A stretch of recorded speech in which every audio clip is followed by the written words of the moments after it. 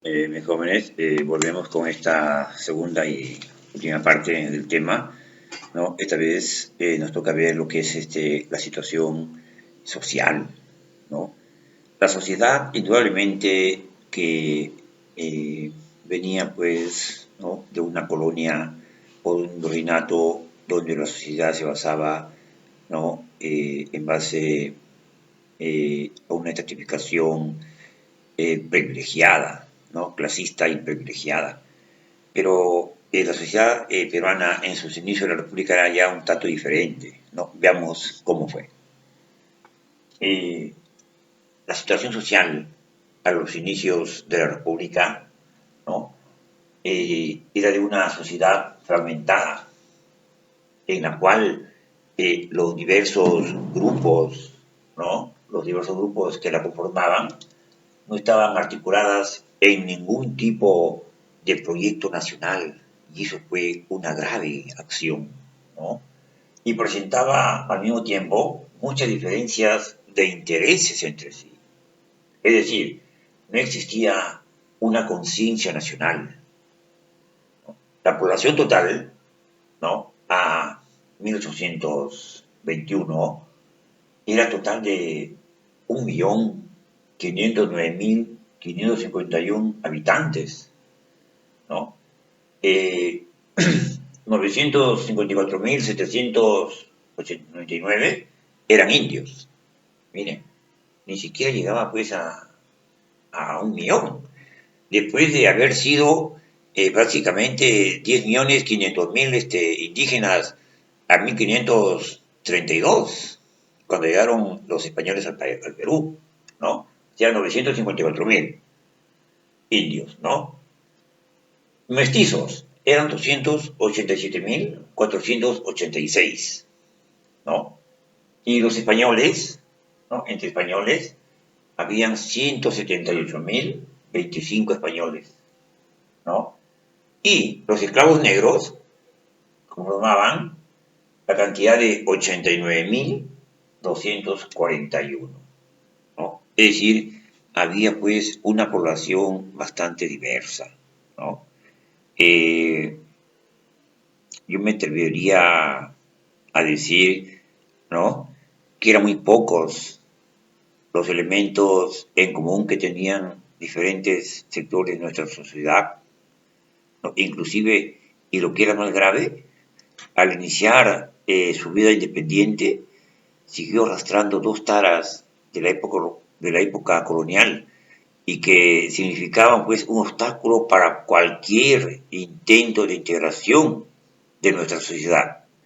Y una de ellas era la esclavitud, ¿no? La esclavitud frente a una minoría blanca, la esclavitud y el tributo indígena, ¿no? La esclavitud y el tributo indígena eran dos taras muy marcadas, ¿no?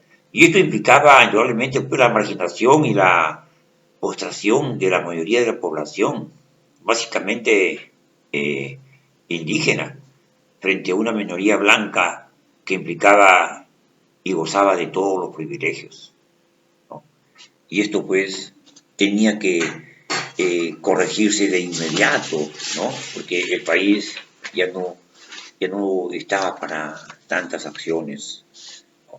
¿Y qué pasaba con los indígenas, ¿no? Los indígenas era pues la gran masa poblacional también de la naciente república, ¿no? Pero su falta de educación, o sea, eran prácticamente analfabetos, ¿no? Su falta, el analfabetismo, la ignorancia, ¿no?, y la incapacidad para organizarse, ¿no?, en torno a un líder político, ¿no?, para poder asumir el control del Estado, lo alejaron del poder, ¿no? ¿Y qué pasó pues con esto,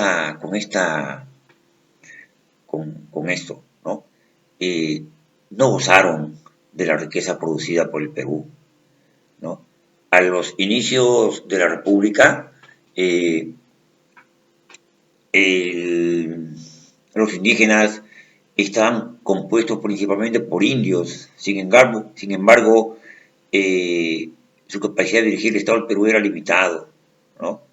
Eran analfabetos, por lo que no podían votar, vivían principalmente en la región andina, o sea, alejados de la capital y el centro del poder. Hablaban el quechua, lo que los limitaba a la hora de participar en la política, ¿no? Donde el idioma oficial era el castellano. La vida del indígena, al iniciarse la república, pues, se podría caracterizar por la enfermedad eh, del alcoholismo, ¿no? Que golpea fuertemente su capacidad de desarrollo de los grupos indígenas, ¿no? Y hasta la fecha es raro ver en la zona andina hombres embriagándose con aguardiente, ¿no? Y hasta la fecha se da, ¿no? Ya sea, pues, fin de semana, sábado, domingo, qué sé yo, ¿no? Eh, También se podría hablar de que no existía un espíritu emprendedor de mejora económica. Era una población adormecida, ¿no? Y de economía autárquica.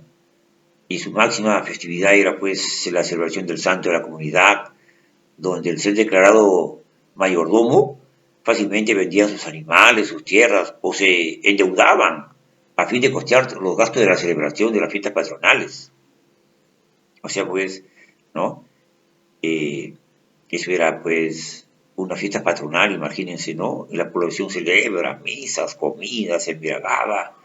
Y era un placer para el mundo indígena la corrida de toros, donde los mismos indios se metían ebrios en las plazas escondiéndose a ser corneados por el toro, por el animal, ¿no? Pero bueno, esas eran, pues, cuestiones de nuestros ancestros, ¿no?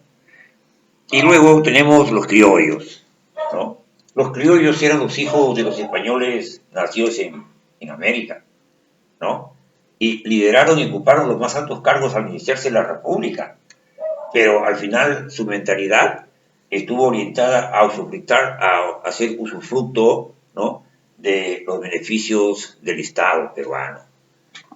Estos criollos podríamos nosotros decir que hablaban pues el idioma español, y llevaron estudios básicos superiores en diversas instituciones educativas y participaron activamente en la política peruana, ¿no? Asumieron cargos importantes dentro del Estado peruano como jueces, médicos, fiscales, ministros, ¿no? Pero tenían rechazo por el elemento indígena al cual despreciaban, ¿no? Y estos criollos constantemente copiaban modelos europeos o los modelos americanos, eran dueños de haciendas, de empresas, de distintos negocios, ¿no? Y asumieron hartos cargos también dentro del sector militar, ¿no? Los grupos de criollos fueron los que lideraron y ocuparon altos cargos al iniciarse la República. Eh, y lamentablemente el criollo no tuvo una visión producida para el Perú, ¿no? Y siempre que la clase capitalista del Perú siempre pidió el proteccionalismo estatal, ¿no? Y ellos querían eso, pues que le den cargos para que para usufructuarlos, no para beneficio del país, ¿no? Sino para beneficio propio. Y eso pues era algo que no se podía dar, ¿no? Y, y luego también podríamos nosotros decir que estos individuos, que era la clase pues más alta del Perú, se caracterizaron por ser racistas con el resto de la sociedad peruana. Pero en estos últimos años han habido avances, ¿no?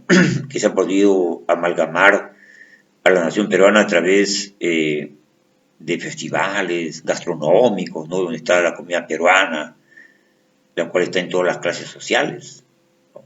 Y luego también teníamos nosotros, por ejemplo, los mestizos.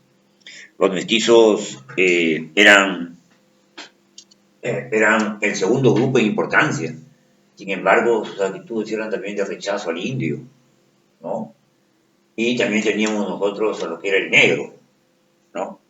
El negro, con la ley de vientres que dio San Martín, luego de proclamar la independencia, no le dio libertad, pero fue don Ramón Castilla, ¿no? Que consolidó la libertad total de de los esclavos en el Perú. ¿Y por qué? Estos negros también participaron en los ejércitos patriotas, ¿no? En busca de su libertad. Ellos pensaban que una vez participando ellos en la guerra de la independencia, conformando los grupos o el ejército libertador, ellos iban a tomar su libertad y luchaban pues por un tiempo para tener su carta de libertad. Pero la independencia no estuvo hecha por los negros esclavos, ¿no? Ninguno de los ideólogos o generales de la emancipación planteaban la libertad total de los negros en el Perú, una vez lograda la independencia, ¿no? Y tuvieron que pasar varias décadas para que se tome conciencia de la libertad de los negros en el Perú.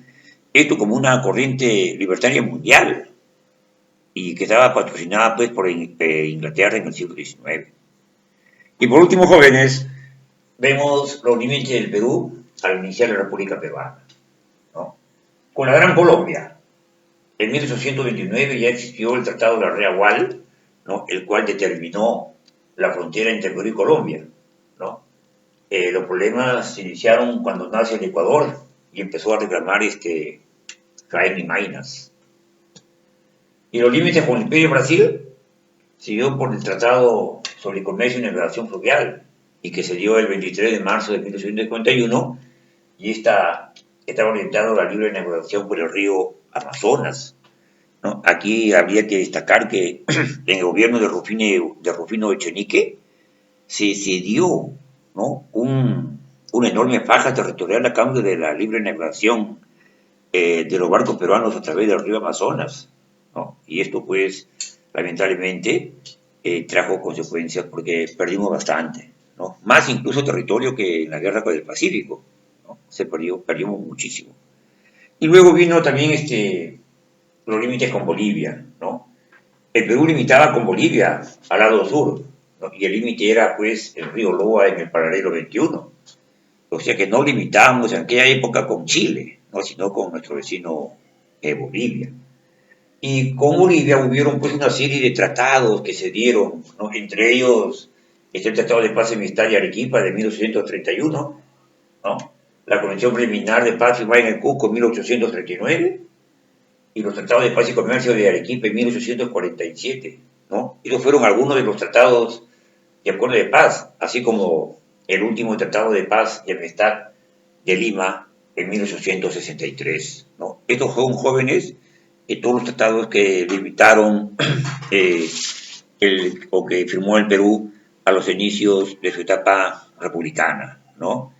Y a la fecha, pues, nosotros hemos sido un país que ha sido muy dadivoso, ha entregado mucha parte del territorio, a veces por conveniencia o por intereses políticos o por intereses personales, ¿no? Y eso ha sido, pues, en detrimento de nuestro patrimonio y soberanía nacional.